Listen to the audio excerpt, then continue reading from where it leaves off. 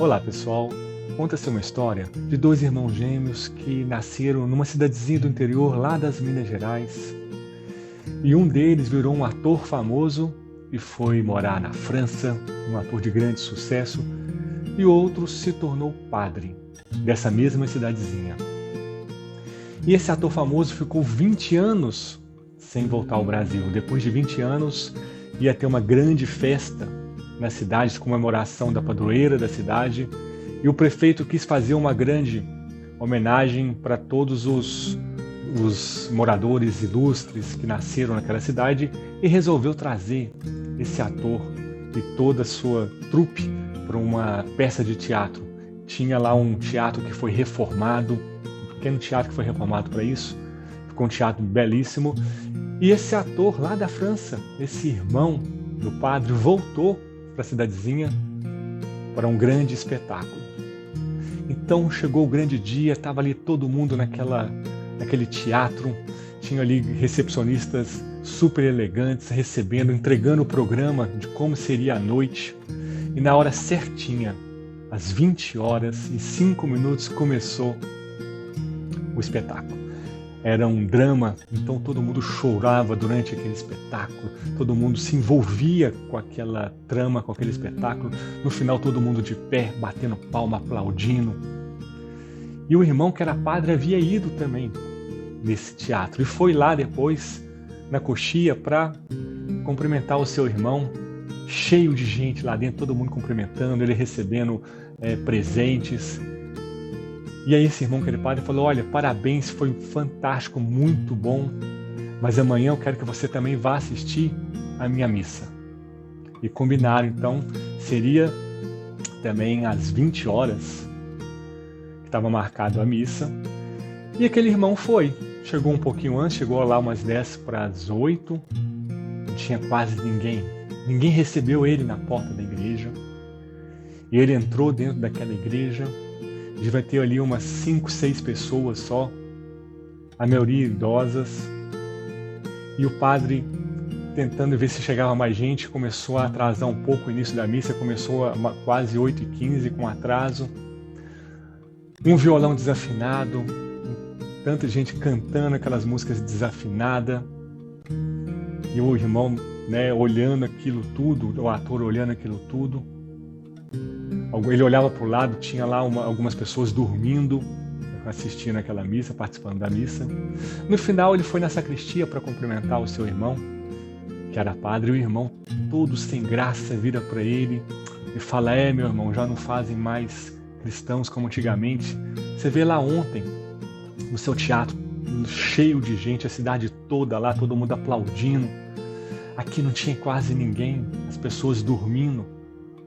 Não tinha ninguém na sacristia, só os dois irmãos. Aí o irmão que era ator falou: meu irmão, não é que não tem mais cristão como antigamente, sabe o que é? Porque nós que somos atores, nós pegamos uma mentira, nós pegamos uma história que não existe e nós contamos ela como se fosse verdade. Agora vocês que têm a verdade suprema, o próprio Deus, vocês pegam essa verdade e contam como se fosse mentira, e vivem como se fosse mentira. Forte, não é verdade? Quantas vezes nós fazemos assim, estamos diante do próprio Deus, que é a verdade, que é a verdadeira verdade, a verdade suprema, e nós vivemos como se fosse mentira. Muitas vezes não confiamos, não acreditamos que Ele está realmente ali, que Ele está realmente dentro de nós, que Ele está ao nosso lado. E quantas vezes passamos por várias situações complicadíssimas e tentamos passar essas situações sozinhos e esquecemos que temos um Deus, que é a verdade, do nosso lado. Então nesse dia de hoje, nesse domingo, no dia do Senhor, que possamos nos aproximar desse Deus, que é a verdade, e vivermos de verdade, não como mentira, mas de verdade, um Deus que é a verdade. Possamos confiar, crer que diante dele todo joelho se dobra, que diante dele tudo passa, que diante dele tudo pode ser mudado. Sabe essa situação que você está vivendo? Pode ser mudada diante desse Deus que é amor. É isso que ele nos fala hoje nesse evangelho belíssimo, belíssimo. Jesus estava ali em Cafarnaum E tinha uma multidão de gente comprimindo ele. De repente veio o chefe da sinagoga, Jairo, se aproxima dele desesperado e se prostra diante dele, aos seus pés, clamando misericórdia, porque a sua filha de 12 anos estava morrendo, estava nas últimas. E ele pede para que Jesus vá até a sua casa para colocar a mão sobre a sua filha para que ela possa viver. E Jesus, vendo aquele desespero e a fé daquele chefe da sinagoga, vai acompanhando esse chefe da sinagoga até a sua casa. Só que tinha muita gente comprimindo, muita gente apertando Jesus. E nisso aparece uma mulher que tinha uma doença terrível, um fluxo de sangue também há 12 anos. 12 anos, ela como se ela estivesse menstruada o tempo todo, não parava de sair sangue, era o tempo todo com esse fluxo de sangue. E naquele tempo, gente, quando uma mulher estava menstruada, ela era considerada impura, então ela não poderia encostar em ninguém. Se ela encostasse em alguém, ela tornaria essa outra pessoa impura também. Então você imagina a situação dessa mulher, há 12 anos, sem receber carinho, sem ser tocada e sem poder tocar em ninguém. E ela vendo Jesus, ela tem fé, ela confia que tudo podia ser mudado pela oração, que a verdade estava ali, que a verdade que ela tanto procurava estava ali.